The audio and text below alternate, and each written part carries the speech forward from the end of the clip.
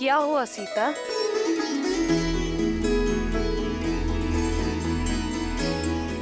एक विचित्र सा आभास हुआ है। एक पुकार सुनी मैंने त्रिजटा, मेरे श्री राम की जय जयकार। राजा राम की नहीं, भगवान श्री राम की। तुम्हारा अनुमान उचित है सीता। श्री राम और लक्ष्मण को बचाने के लिए स्वयं गरुड़ देव आए थे और बड़े प्रेम से उनका बंधन काटा। अब सबको लगता है कि श्री राम ही भगवान नारायण है, राम ही भगवान है। अब सबको समझ आ गया है, समुद्र पर पत्थर जिनके नाम से तैरे वो कोई नर नहीं, नर के रूप में नारायण है। नहीं त्रिजटा, सबको समझ नहीं आया है। महाराज, यदि ये सत्य है तो ये युद्ध नर नहीं नारायण के विरुद्ध है। साक्षात गरुड़ बचाने आए थे उसे। भला विष्णु से कैसे जीतेंगे हम? हार निश्चित है। मौन हो जाओ मूर्खों, नहीं है वो विष्णु। गरुड़ का यहां आना इस बात को सिद्ध करता है कि वो वनवासी एक साधारण मानव है। गरुड़ का यहां आना इस बात को सिद्ध करता है कि वो वनवासी एक साधारण मानव है। यदि वो विष्णु होता तो एक पक्षी की सहायता की आवश्यकता नहीं होती। इस कायर शार्दुल ने कहा और तुम सब ने मान लिया। हम राक्षस अपनी बुद्धि, अपने विवेक के लिए जाने जाते हैं। अपनी बुद्धि लगाकर सोचो, विष्णु शेष नाग की शैया बनाकर सोता है। क्या कोई नागपाश उस विष्णु को बांध सकता है? और यदि ये नर विष्णु का अवतार है तो भी है तो एक साधारण नर, जिसे मेरे इंद्रजीत के बाणों ने धराशायी कर दिया, पाश में बांध दिया। असहाय, असमर्थ, जिस भगवान में गरुड़ को आकर प्राण फूकने पड़े, वो काहे का भगवान? कौन सा भगवान? मत कहिए मुझे श्री हरि विष्णु, मत कहिए मुझे भगवान। मैं तो केवल राम हूं, आपका राम।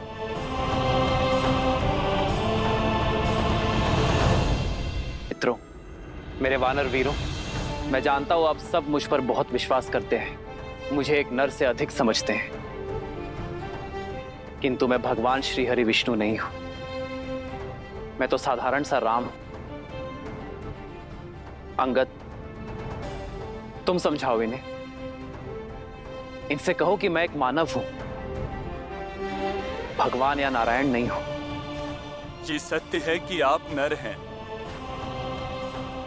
पर यह भी सत्य है कि मैंने उसी क्षण आपको नर से नारायण मान लिया था जब आपने मेरे जीवन को उचित दिशा दिखाई।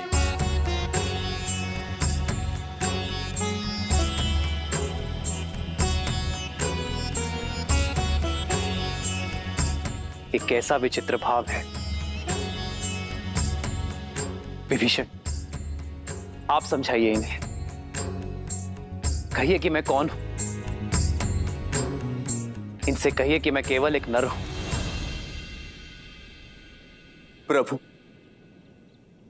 एक भक्त क्या जानेगा भगवान की लीला, और मैं इन्हें वो करने से कैसे मना करूं जो स्वयं मेरी आत्मा मानती है प्रभु। और मैंने तो आपको उसी दिन से ईश्वर मान लिया था जिस दिन आपने मुझे अपनी शरण में लिया था प्रभु।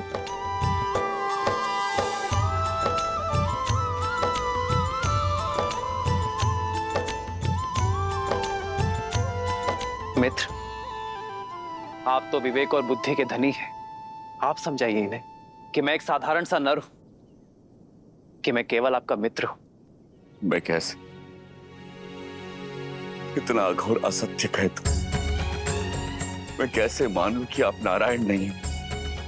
मैं तो धन्य हो गया नारायण को मित्र के रूप में पाकर। मेरा तो जीवन सफल हो गया।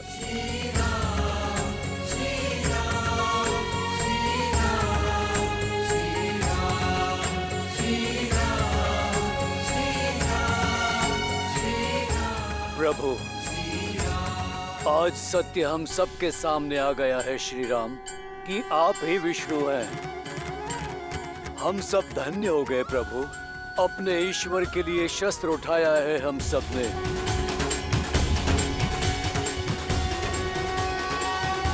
जय श्री राम, जय श्री राम, जय श्री राम, जय श्री राम।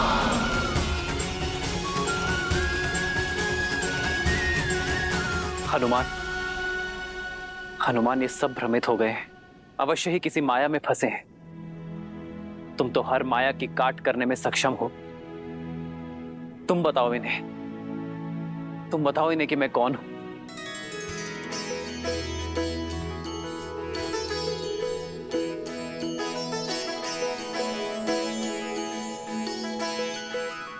प्रभु, मैं अबोध सा वानर, भला मैं कैसे जानूं कि आप कौन हैं? मेरे लिए तो आप आरंभ से ही मेरे प्रभु श्री राम थे, प्रभु श्री राम हैं, और आप मेरे भगवान हैं और सदा ही रहेंगे। जय श्री राम। जय जय अविनाशी सर्वघटवासी व्यापक परमानंदा अभिगत बोधितम चरित पुनीतम मायारहित मुकुंदा।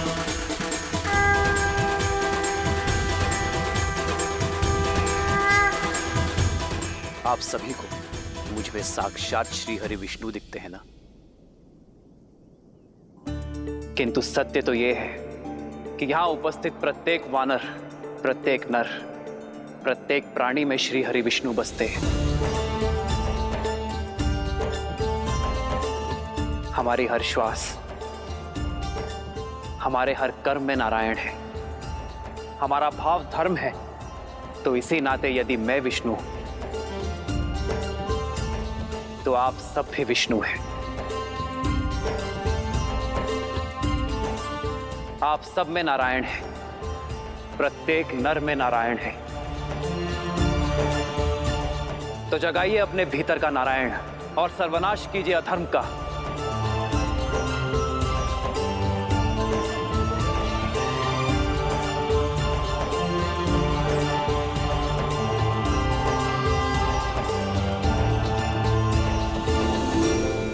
जो धर्म और सत्य के मार्ग पर चलते हैं उन्हें नर में भी नारायण दिखाई देते हैं, श्री विष्णु दिखाई देते हैं। और जिनकी आंखों में अधर्म और अहंकार की पट्टी बंधी होती है उन्हें नारायण में भी नर दिखाई देते हैं। एक तुच्छ मानव दिखाई देता। कान खोलकर मेरी बात सुनो और अपने हृदय में उतार लो। वो वानर उस वनवासी के बारे में चाहे जो सोचें, मेरी दृष्टि में वो केवल एक नर है, एक साधारण नर। और तुम सभी को इस बात का बोध है कि अमृत मंथन से ही विष्णु हम राक्षसों का सबसे बड़ा शत्रु रहा है। तो जब आज वो एक नर के रूप में है तो क्यों ना उसे मारकर इस संसार को विष्णु से मुक्त कर दें। वो राम एक साधारण नर और मैं लंकेश दशानन रावण। मेरी ये देह सहस्त्रों वर्षों के तप, युद्ध और वरदान से अजय है, अमर है। इस संसार में कोई मुझे मार नहीं सकता। राक्षस मैं।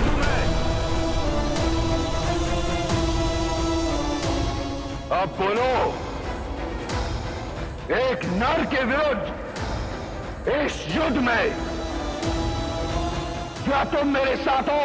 हम आपके साथ हैं लंकेश। हम आपके साथ हैं लंकेश। हम आपके साथ हैं लंकेश। हम आपके साथ हैं लंकेश।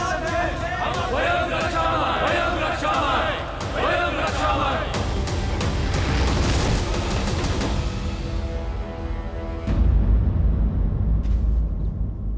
जिन वानरों को वन का वासी और संसार उद्दंडी कहता है, जिनसे सभी संबंध रखने से कतराते हैं, उनमें हरि तो केवल श्री हरि ही देख सकते हैं।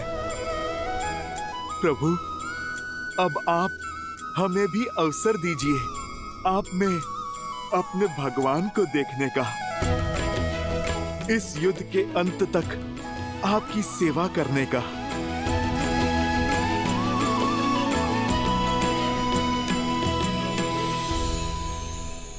प्रभु श्री राम के भक्तों, उनके सेवकों, समय आ गया है शत्रु को दिखाने का कि ये अतरंगी सेना किसके साथ लड़ रही है और किसके लिए लड़ रही है। जय श्री राम।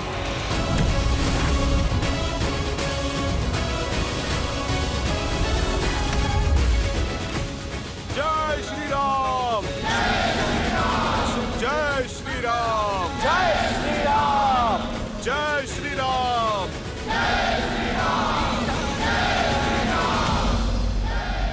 प्रतीत होता है ये उदंडी और दंग के लिए उत्सुक हैं। धूम्राक्ष, आदेश लंकेश। मेरे पुत्र ने सिद्ध कर दिया कि उस वनवासी और उसके मरकटों की टोली को माया युद्ध का ज्ञान नहीं, और इंद्रजीत के पश्चात माया युद्ध में तुम्हारा नाम दमकता है। जाओ, अतिथियों का स्वागत करो। जो आज्ञा लंकेश। स्मरण रहे, यदि राम नहीं तो उसके किसी सेनापति को अवश्य मार कराना, ताकि स्वयं को नारायण कहने वाले उस वनवासी का और उसके मरकटों की सेना का विश्वास टूट जाए। उन्हें यह सोचना पड़े कि कैसा भगवान है जो स्वयं की रक्षा नहीं कर पाता। जाओ। एकांत।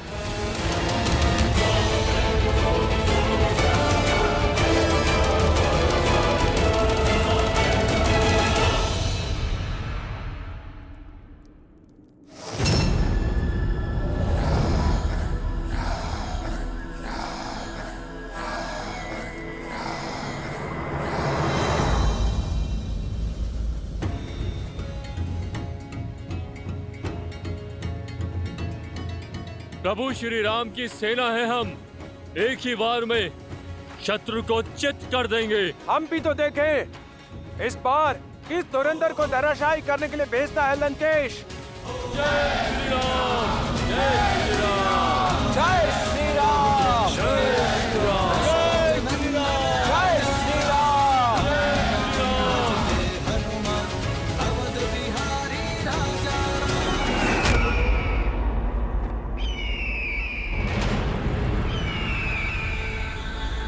पंछी का यूं इस तरह उड़ना अपशकुन है स्वामी, संकेत शुभ नहीं है। जय श्री राम। जय श्री राम। जय श्री राम। जब युद्ध रावण के लिए लड़ा जाए तो एक ही संकेत देखा जाता है, लंकेश का संकेत, और वो कहता है युद्ध करें। वयम रक्षाम। भय के लिए भयंकर है, हम राम के रुद्र हैं, शंकर हैं हम। आक्रमण! जय श्री राम!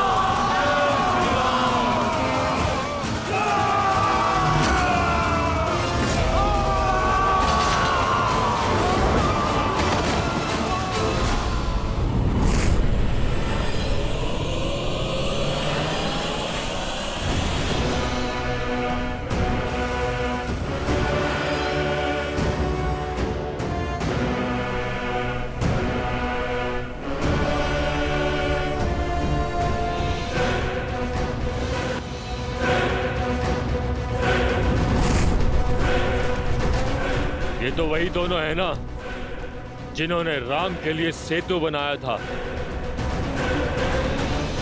अब इनके और मृत्यु के बीच का सेतु मेरा ये वाण बनाएगा।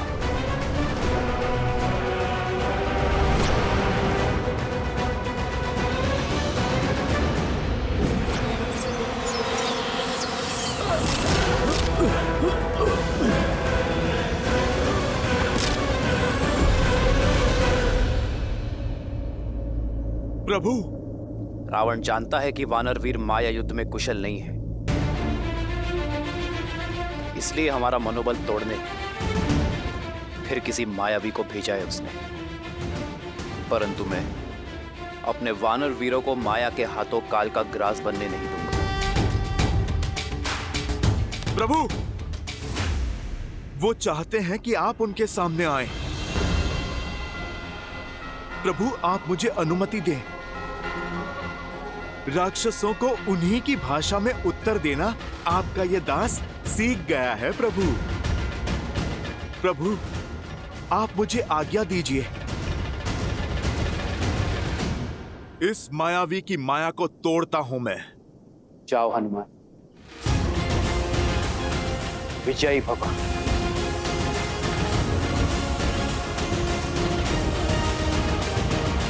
जय श्री राम। नल, घबराना नहीं मेरे भाई, मैं आ गया हूँ। रहता नील साथ है तो हर सागर पार कर लेंगे हम। जय श्री राम। चलो, जय श्री राम।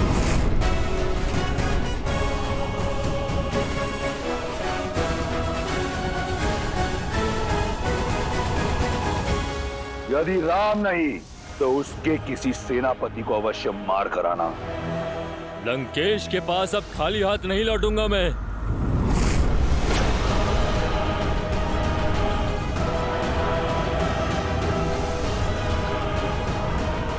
लंकेश ने एक कहा था, मैं उन्हें 2-2 वानर सेनापतियों के वध का शुभ संदेश दूंगा।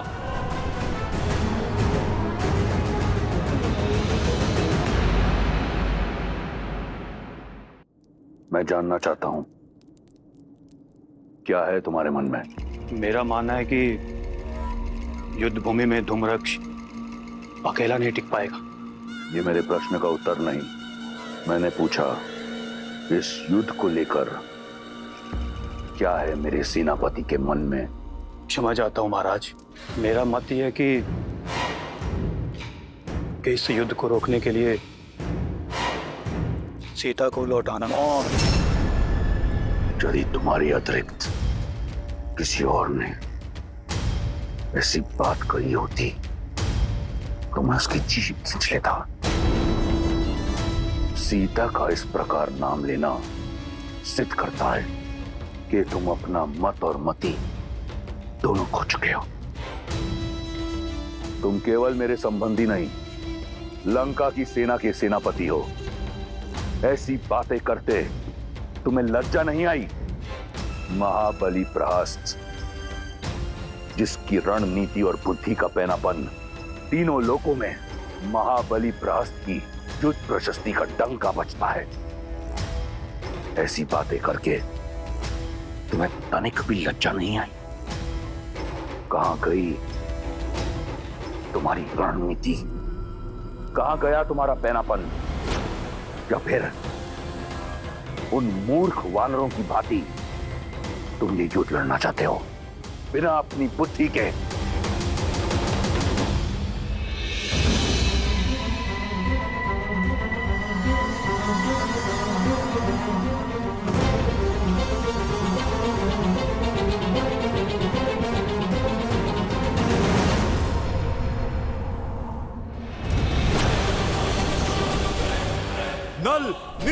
हटो वहां से।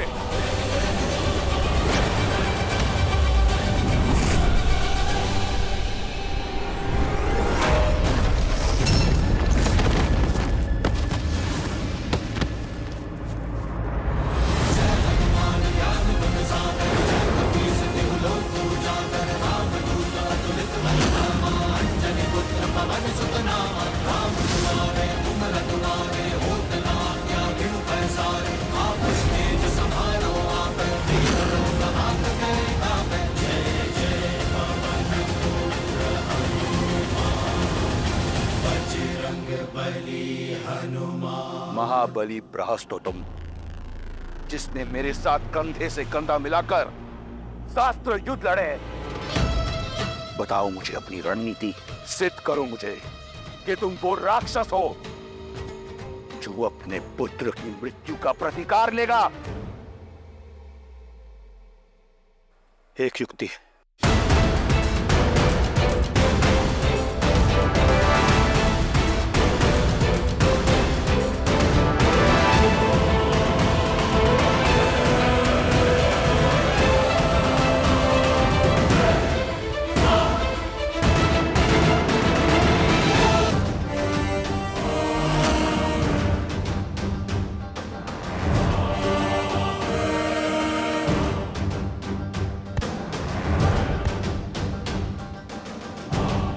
वानर, अच्छा हुआ तुम सामने आ गए।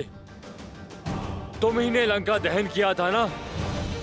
तुम्हारा वध लंकेश को 100 वानर योद्धाओं के वध का आनंद देगा। तुम्हारा राजा विदूषक है, स्वयं भी मूर्खता करता है और तुम जैसे मूर्खों को बार बार राम भक्त के सामने भेज देता है। ये तो आज का युद्ध बता देगा कि किसने किसके सामने आने की मूर्खता की है।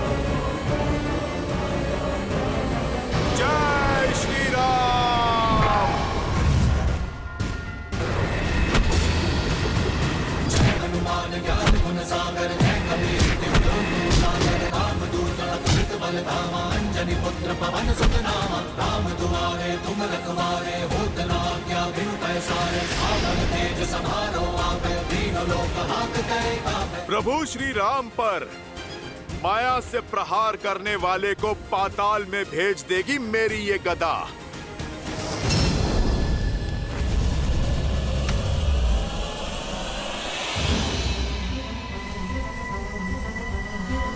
उदंडी मरकट,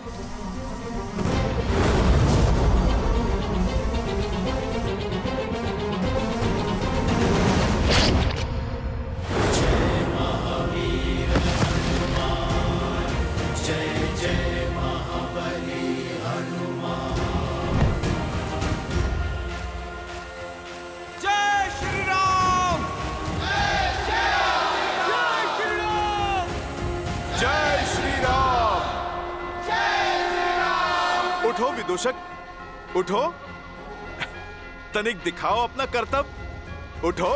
हनुमान काका, अब ये नहीं उठेगा। आपकी गदा ने इसे पूरे संसार के चक्कर दिखा दिए। जय श्री राम! जय श्री राम! यदि सीता को लौटाना ही तुम्हारी रणनीति है तो त्याग दो अपना पद और जाओ, एक सैनिक की भांति ये युद्ध लड़ो,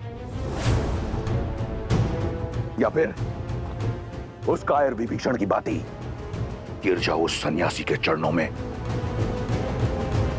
या फिर दिखाओ मुझे कि तुम वही महाबली प्रहस्त हो जिसने मेरे साथ कंधे से कंधा मिलाकर शास्त्र युद्ध लड़े। बताओ मुझे अपनी रणनीति। एक युक्ति, छल से प्रहार।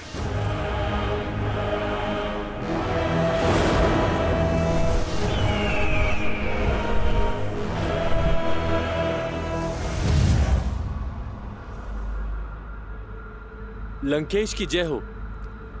अशुभ सूचना है, महाबली धूम्रक्ष नहीं रहे।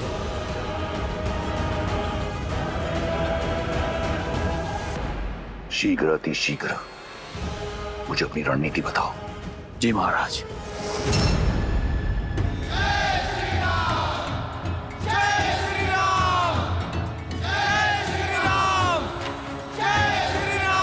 मौन हो जाइए।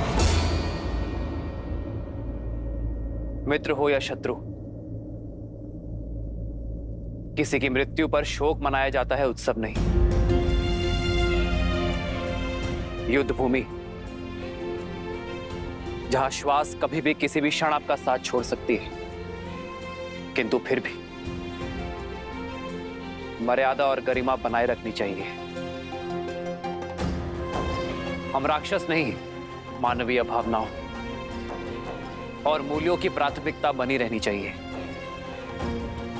भले ही यह अधर्म के साथ था,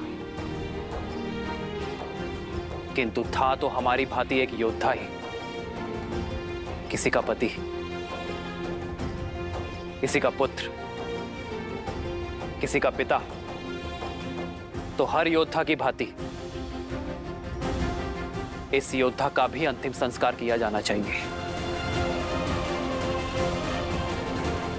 सम्मान सहित अंतिम संस्कार कीजिए इसका।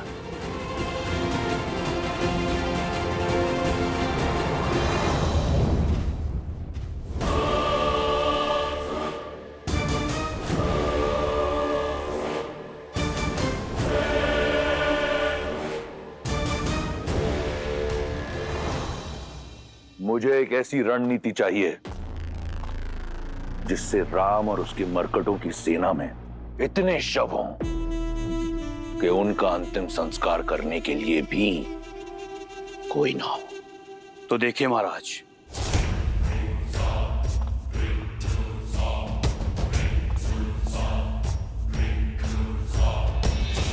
सबसे पहले हमें अपने सबसे शक्तिशाली 2 राक्षस चाहिए जो राम और उसकी वानर सेना का ध्यान भंग कर सके। वज्र मुष्टि, उसके वज्र से शरीर के समक्ष राम और लक्ष्मण के बाण धराशायी हो जाएंगे और उसके मुष्टि प्रहार से वानर सेना उभर नहीं पाएगी। कंपन, जिसके पदचाप से संपूर्ण भूलोक कांपता है।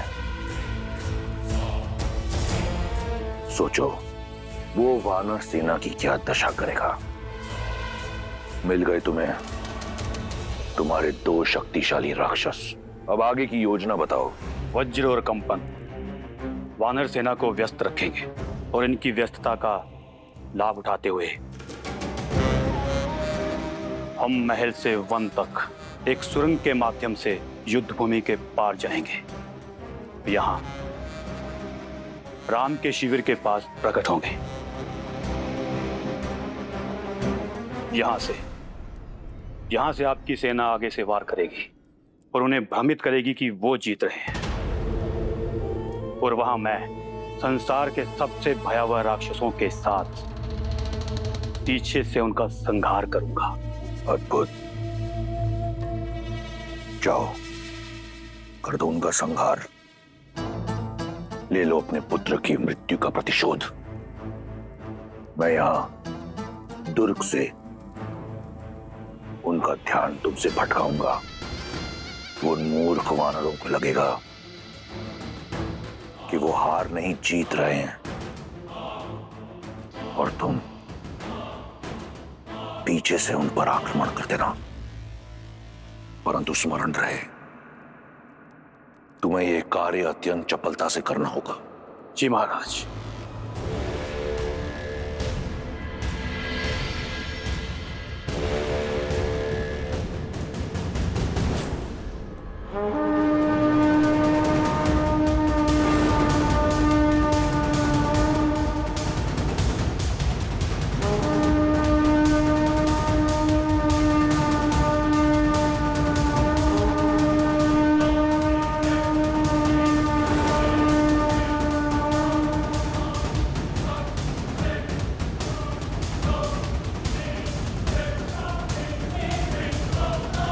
प्रभु, दशानन आज कुछ भिन्न दिख रहे। क्या होता है? कई खोए हैं? खोए नहीं, संजोए हुए हैं रावण। इस बार राक्षस नई रणनीति के साथ उतरे हैं। तो हम भी सज्ज हैं।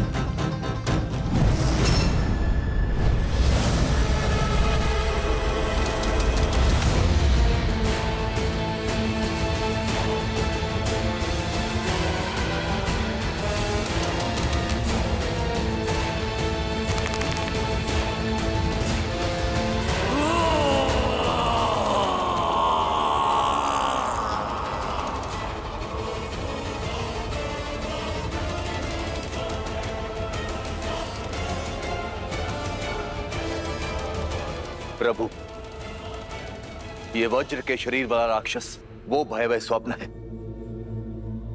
जो अपने एक ही वार में कई कोटि शत्रुओं का काल बन सकता है। इसे मारना देवताओं के लिए भी असंभव है। किंतु एक उलझन है प्रभु, ये योद्धा विकराल है किंतु रणनीति में शून्य है। और युद्ध के इस चरण में दशानन का इसे युद्ध प्रमुख बनाकर भेजना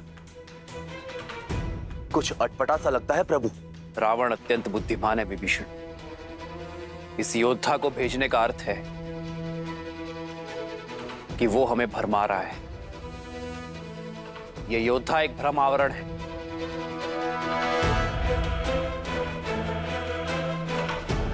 रावण की रणनीति कुछ और है। महाराज की जय हो।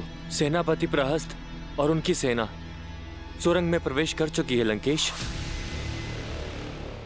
लंका के वीरों, बहुत हुआ अब तक का खेल। क्या तुम्हारी जीवा उन वानरों का रक्त पीने के लिए उत्सुक नहीं है? क्या तुम्हारे अस्त्र उनका संहार करना नहीं चाहते? क्या हम राक्षस उन वानरों को कुचलने में सक्षम नहीं हैं?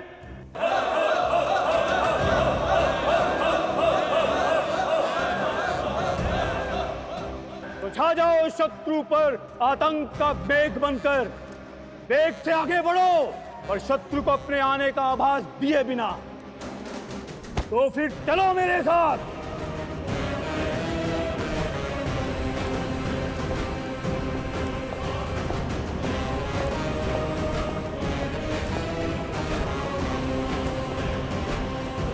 वयं रक्षामः, वयं रक्षामः, वयं रक्षामः, वयं रक्षामः, वयं रक्षामः।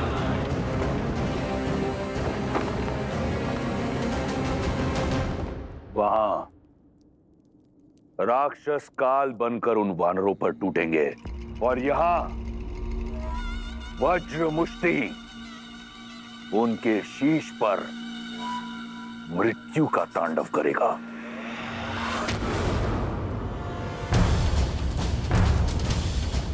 इस ढोल का नाद सामान्य नाद से भिन्न है। अर्थात दशानन कोई नई रणनीति सोच रहा है और इस नाद के माध्यम से अपने योद्धाओं को रणनीति भेज रहा है। जीवित निकल जाओ इन वानरों को। जय लंकेश। वानर वीरों, सतर्क हो जाओ। पराक्रमक भी। हर हर महादेव, हर हर महादेव।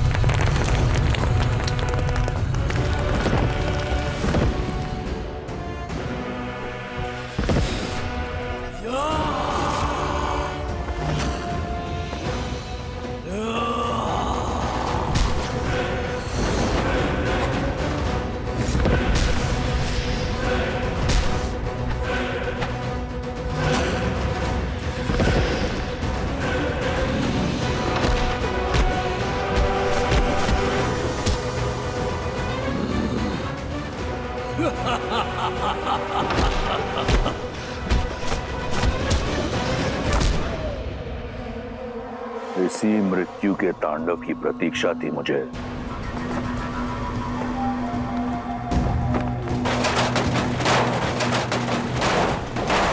शांत शांत, उठाओ।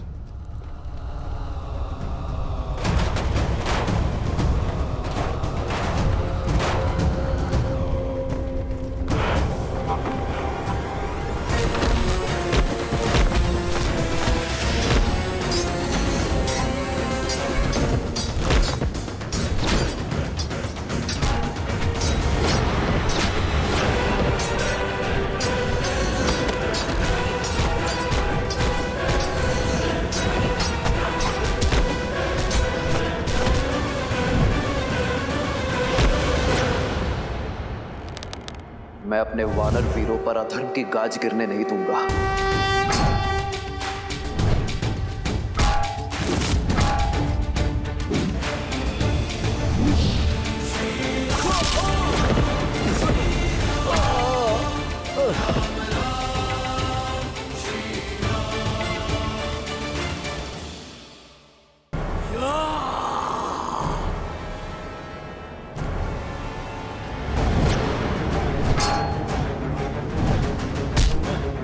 सावधान राक्षस!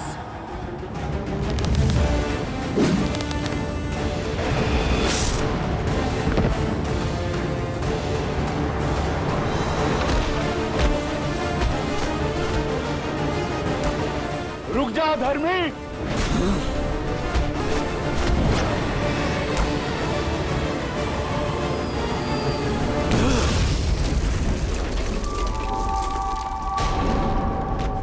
इस चट्टान की भांति आज एक एक वानर की अस्थियों को चकनाचूर कर दूंगा। वज्र मुष्टि का ये मुष्टि प्रहार।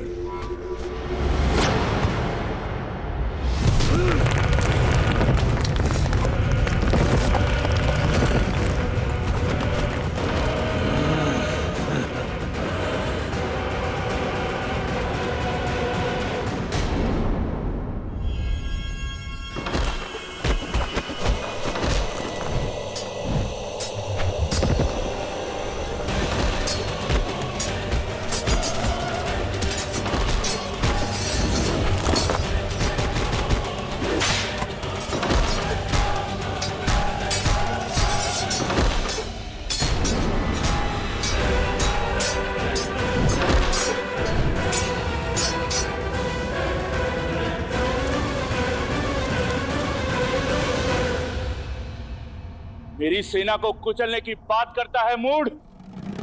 तनिक इस वानर को मसल कर दिखा तो जानू। सुना था वानर बुद्धिमान होते हैं, पर तुम बुद्धिहीन कैसे इस जाति में जन्मे? मेरी मुष्टि का पराक्रम देखकर भी चले आए काल के मुख में। पराक्रम नहीं, धूर्तता और नीचता देखी तुम्हारी। हथों पर वार करने वाले को निर्बल कहते हैं, शूरवीर नहीं।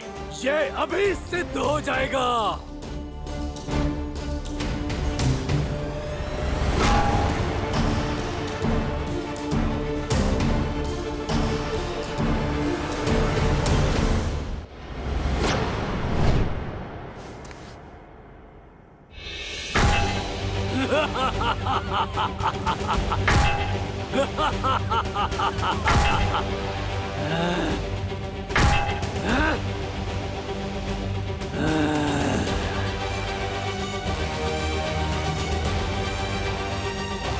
जय श्री राम।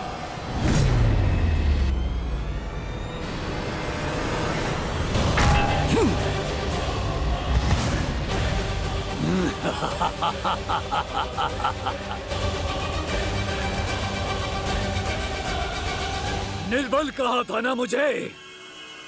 अब देखो इस निर्बल का बल।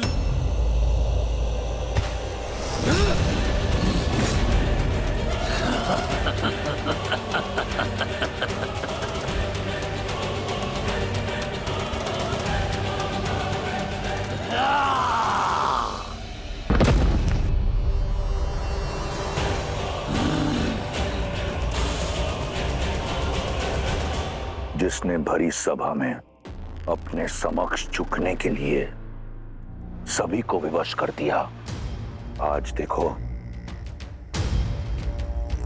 उसके पग भी उखड़े जाएंगे।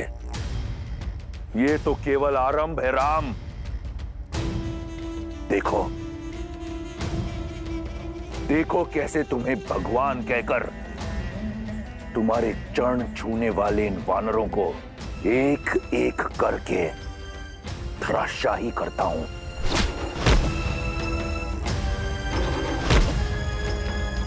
कैसे इन वानरों के शव तुम्हारे चरणों में पड़े होंगे, और यही होगा मेरे प्रतिशोध का आरंभ, मेरी बहन के अपमान का, मेरे अक्षय कुमार के वध का।